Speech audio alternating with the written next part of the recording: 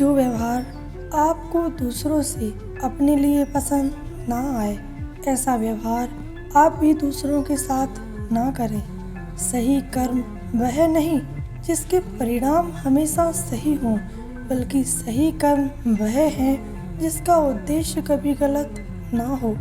अच्छी नियत से किया गया कार्य कभी भी व्यर्थ नहीं जाता और उसका फल आपको अवश्य मिलता है।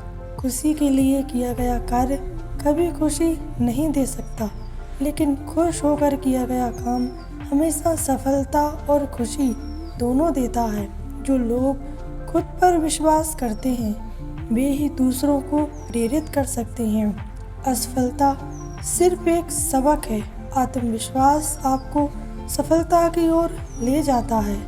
जो व्यक्ति बिना वजह किसी पर संदेह करता है वह कभी भी खुश नहीं रह सकता। जब कोई समस्या ना आए तो इसका मतलब है कि आप गलत रास्ते पर चल रहे हैं। एक सफल व्यक्ति बनने की कोशिश मत करो, बल्कि एक मूल्यों पर चलने वाले व्यक्ति बनो। जीवन में सुखों को त्याग करें, ज्ञान अर्जित किया जाता है।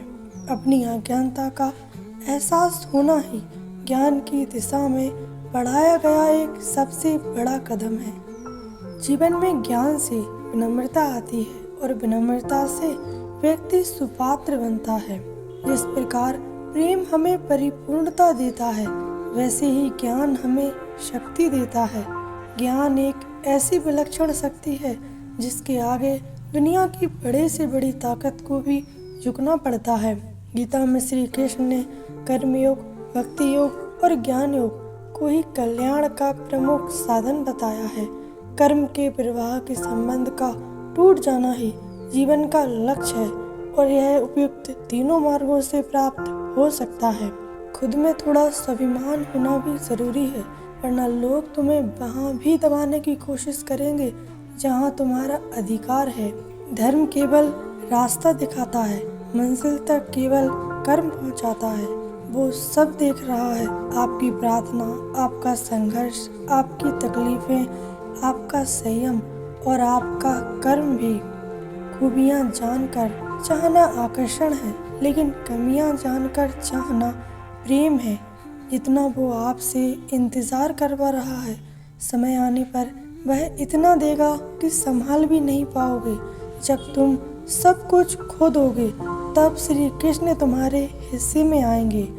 जिंदगी में एक ही बात सीखो, ईश्वर से उम्मीद लगाने वाला हर शख्स कामयाब होता है। बस पढ़कर अधूरा ना छोड़ो। चतुराई चौपट करे, ज्ञानी गोद खाए, भोले भोले लोगन को नारायण मिल जाए। इसका अर्थ है कि चतुर व्यक्ति का ज्ञान चौपट ही हो जाता है और ज्ञानी व्यक्ति गोद खा जाता है। लेकिन जो व्यक्ति भोले भाले भाव से ज्ञान और भक्ति को प्राप्त करता है, उस व्यक्ति को नारायण अवश्य मिलते हैं। अनुभव उम्र से नहीं, परिस्थितियों का सामना करने से आता है। श्री कृष्ण कहते हैं, ज्ञात रहे पार्थ, संसार से कभी आशा मत रखना और भगवान से कभी भी निराश मत होना। सहने वाला जब अत्याचार सहकर भी मुस्कुरा रहा है तो उस इंसान का बदला भगवान स्वयं लेते हैं। श्री कृष्ण कहते हैं, कर्तव्य ही धर्म है और प्रेम ही ईश्वर है, सेवा ही पूजा है और सत्य ही भक्ति है। कदर ना करने पर ऊपर वाला छीन ही लेता है, शख्स को भी और वक्त को भी। इस संसार के लोग हमेशा गलत इंसान से धोखा खाने के बाद अच्छे इंसान से बदला लेते ही हैं। निंदा से घबराकर अपने लक्ष्य को ना छोड़ें, क्योंकि लक्ष्य मिलते ही निंदा करने वालों की राय बदल जाती है।